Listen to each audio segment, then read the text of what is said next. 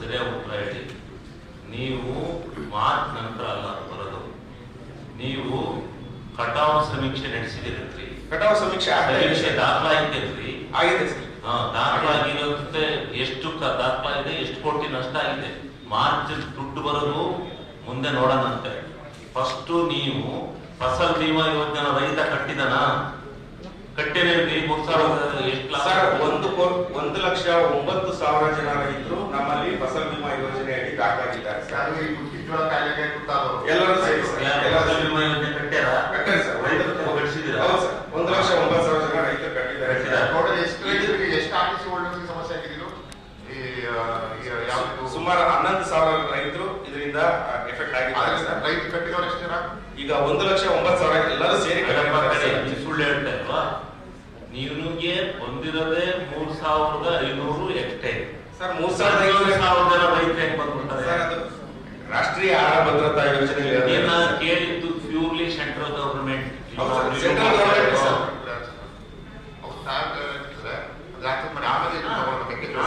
Central government ರಾಷ್ಟ್ರೀಯ ಆಹಾರ ಭದ್ರತಾ ಯೋಜನೆಯಲ್ಲಿ ಬೀಜ ವಿತರಣೆ ಮತ್ತು ಡೆಮಾನ್ಸ್ಟ್ರೇಷನ್ ಏನಿದೆ ಸರ್, ಇದು ಆ ಮೆಕ್ಕೆಜೋಳಕ್ಕೆ ಸಂಬಂಧಪಟ್ಟಿದೆ ಸರ್. ಈ 3,425 ಹೆಕ್ಟರ್ ನಲ್ಲಿ ನಮಗೆ ಬಿಡುಗಡೆ ಆಗಿರ್ತಕ್ಕಂಥದ್ದು 286 ಲಕ್ಷ, ಅದರಲ್ಲಿ 278 ಲಕ್ಷ ಅಂದ್ರೆ 2,78,00,000 ಖರ್ಚು ಮಾಡಿದೆ ಸರ್. 2,78,00,000 ರೂಪಾಯಿ ನೀವು ಖರ್ಚು ಮಾಡಿದ್ರೆ ನಿಮ್ಮ ಎಸ್ಟಾಬ್ಲಿಷ್ಮೆಂಟ್ ಎಷ್ಟಿದೆ? ಎಸ್ಟಾಬ್ಲಿಷ್ಮೆಂಟ್ ಅಷ್ಟು ನೀವು ದುಡ್ಡು ಖರ್ಚು ಮಾಡಿದ್ರೆ ಏನ್ ಮಾಡ್ತಾರೆ? ಯೋಜನೆ ಏನ್ ನೀವು ಯೋಜನೆ ಬಾಕಿ ಇಟ್ಲಿ? ನಮಗೆ ನಾವು ದಿಶಾ ಮೀಟಿಂಗ್ MP ಅವರ ಅಧ್ಯಕ್ಷತೆ ಮಾಡೋದು, ಕೇಂದ್ರ ಪುರಸ್ಕೃತ ಯೋಜನೆಗಳು ಸಮರ್ಪಕವಾಗಿ ನಡೀತಾ ಇದಾವ. ಅವ್ರೇನಾದ್ರು ಬಹಳ ಪ್ರಮಾಣದಲ್ಲಿ ಹಣ ಕೊಟ್ಟಿದ್ರೆ, ಯೋಜನೆಗಳಿಗೆ ಕೊಟ್ಟಿದ್ರೆ ಅವ್ರನ್ನ ನಾವು ಶ್ಲಾಘನೆ ಮಾಡಕ್ಕೆ, ಕೊಡದೇ ಇದ್ರೆ ಮುಂದೆ ಪಾರ್ಲಿಮೆಂಟ್ ಅಲ್ಲಿ ಹೋಗಿ ನಮ್ಮ ಸಂಸದರು ಚರ್ಚೆ ಮಾಡಕ್ಕೆ. ಏನಕ್ಕೋಸ್ಕರ 3,000 ಹೆಕ್ಟೇರ್ಗೆ ಇದು ತಗೊಳೋದಕ್ಕೋಸ್ಕರ, ಬೆನಿಫಿಟ್ಸ್ ತಗೊಳೋದಕ್ಕೋಸ್ಕರ ಎಷ್ಟು ಕೋಟಿ ಆಗುತ್ತೆ? 3,000 ಹೆಕ್ಟೇರ್ಗೆ ಎಷ್ಟು ಆಗುತ್ತೆ ಟೋಟಲಿ ಅಮೌಂಟ್? 5,50,00,000 ಕೋಟಿ ಹಣ ತಗೊಳಕ್ಕೆ ಇಲ್ಲಿಂದ ಈ ದೇಶದ ಜಿಲ್ಲೆ ಕೃಷಿ ಬೆಳೆ ಎಲ್ಲ ಉದ್ಧಾರ ಹೋಗುತ್ತಾ? ಭಾಷಣ ಉದ್ದುದ್ದ ಭಾಷಣ ಮಾಡೋದಂದ್ರೆ 5 ಕೋಟಿ ಹಣ ಅದರಲ್ಲಿ ಇಡೀ ಹಾಸನ ಜಿಲ್ಲೆಯಲ್ಲಿರೋ ರೈತರು 2 ಲಕ್ಷ ಅಂತ ನೀವು ಹೇಳಿದ್ರೆ 5,39,000 ಜನ ರೈತರಿದ್ದಾರೆ. ಆ 5,39,000 1,000 ರೂಪಾಯಿ ಬರಕ್ರಿ, 500 ರೂಪಾಯಿ ಬರಕ್ಲ ರೈತರಿಗೆ. ಇದು ಆಗ್ಬೇಕಾದ ಚರ್ಚೆ. ಇಲ್ಲಿ ನಾವು ಒಳ್ಳೇದನ್ನ ಒಳ್ಳೇದು ಅಂತ ಹೇಳೋಣ, ಕೆಟ್ಟದನ್ನ ಕೆಟ್ಟದ್ದು ಅಂತ ಹೇಳೋಣ. ಬರೀ ಇದ್ರ ಕೆಲಸ ಬೇಡ.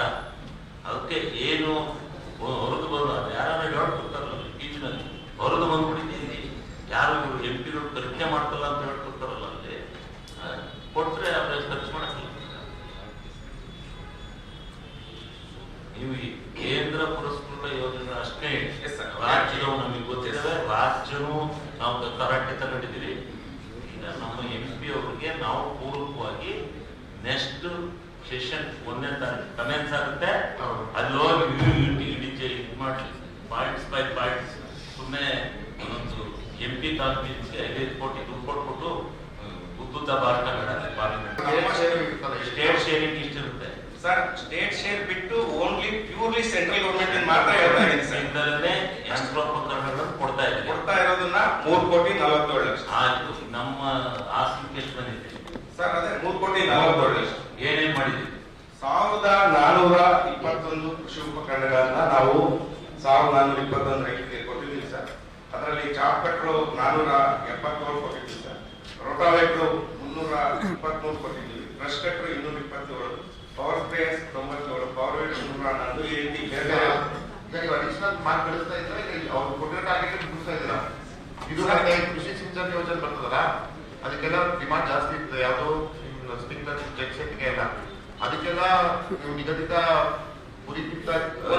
ಕೊಡ್ತಾ ಇದ್ದೀರಾ? ಕಾರ್ಯಕ್ರಮ ಕೊಟ್ಟಿರ್ತಾರೆ ಸರ್. ಆ ಕಾರ್ಯಕ್ರಮ ಮುಗಿದ್ಮೇಲೆ ಮತ್ತೆ ಅಡಿಷನಲ್ ಡಿಮ್ಯಾಂಡ್ ಕಳಿಸ್ತಾ ಇದ್ದೀರಿ, ಕಳಿಸ್ಕೊಡ್ತೀವಿ. ಯಾರು